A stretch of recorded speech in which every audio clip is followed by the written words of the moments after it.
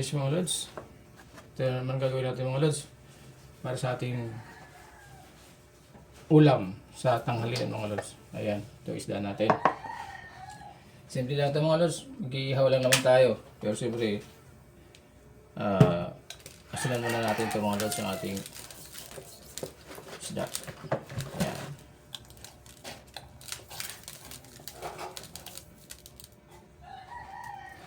After nito mga lods, ito na yung ano natin. Ito yung ilalagay natin mga lods doon sa loob ng kanyang tiyan mga lods, no? Bali, magkawit nagatin ng palaman mga lods. I-mix lang natin ito. Ito yung ating luya, sibuyas, at kamatis. So, ayan mga lods yung ating gagawin. Okay. Ngayon mga lods, i-mix natin siya. Ayan, mix lang natin niya. Ayan, i-mix natin yung mga lods. At ngayon mga lods, gagawin natin dyan. Lagay natin ng paminta mga lods. Pinong paminta ito mga lods. Yan. Okay. Tapos siyempre mga lods, lagyan natin konting asin. Yan. Okay. At siyempre, tiplahan na rin natin ng ating seasoning. Okay mga lods. Tapos, after nito, mikos-mikos lang natin mga lods. Kamayan lods na ito. Kasi, magkakamay lang din naman tayo mga lods eh. Lagyan natin sa isda. Mano-mano lang ito mga lods. No? Para sa ating lutong ano ito mga lods. Lutong bahay lang ito. Personal. Ayan. Imimikos-mikos lang natin.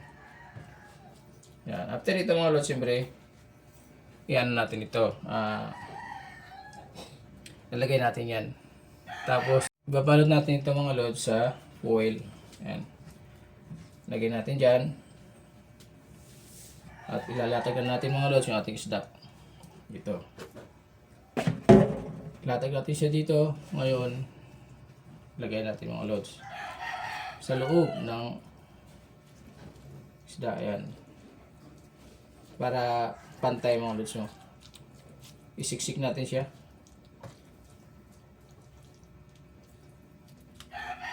Ayan. Kita nyo ba mga lods? Ayan o. Itong ginawa natin mga lods, siguro, kung hindi maglabis ito, sakto lang. Medyo madami na ito mga lods ginawa natin.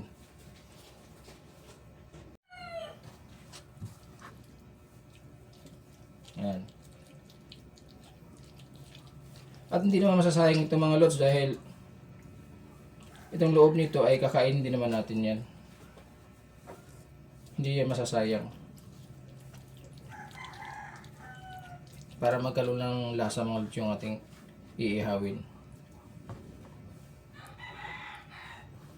After nito mga lods ay babalutin naman natin sa foil.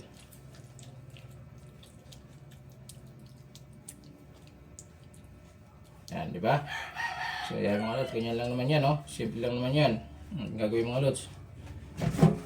At meron tayong foil dito mga lods na paglalagyan natin. Ilalatag natin yung foil. Ayan. Ilatag naman natin yung foil mga lods. Tapos ipatong natin siya dito. Ayan. Simple lang ito mga lods. At pagugulungin natin siya mga lods. Ayan. Okay. Pagulungin natin siya. Okay. Okay. Ayan. Ayan lang mga lods, no? Magpitas lang lagi tayo mga lods para ibalot ulit natin sa kanyang buntot tsaka puwit. Buntot tsaka ulo mga lods. Ayan.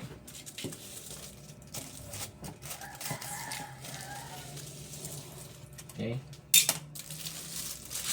Ayan. Magpipitas lang tayo dito mga lods ng kapiraso para mayroon tayo pang balot sa ayan, sa ulo. Kaya mga lods para ayan o. Nabalutin natin yung ulo mga lods.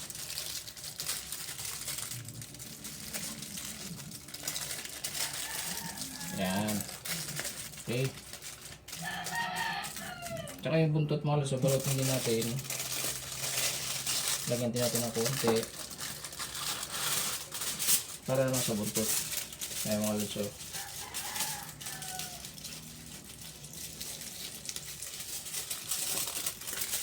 okay. Ayan.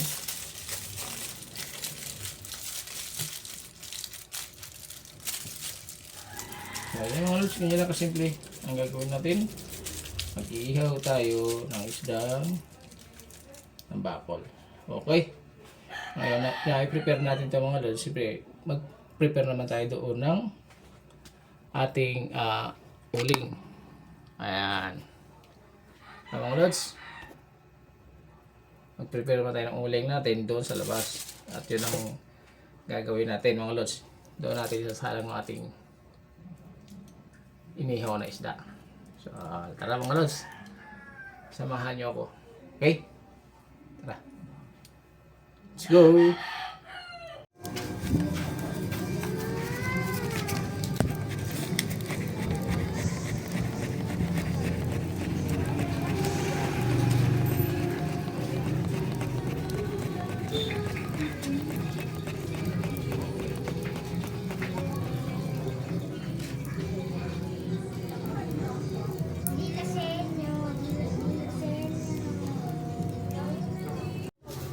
Anong flavor nito?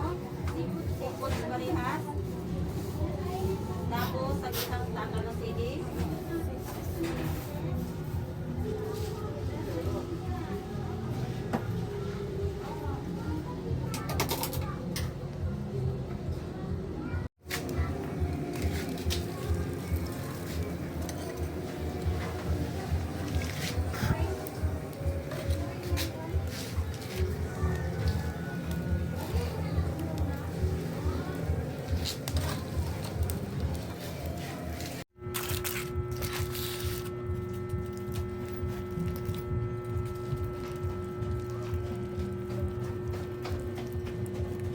Ayan mga lods. Okay na yung ating inihaw mga lods. Ayan ang laman niya mga lods.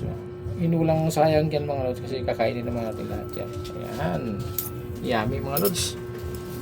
Ayan mga lods. At siyempre tayo kakain na. Mag-prepare tayo mga lods. At meron din tayong sausawan. Yan yung ating sausawan mga lods. At meron din tayong ayan yung ating prito. Ayan. So yan ang ating ulam for lunch mga lods. So ayan, at samahan nyo ko yung mga lods. Tara.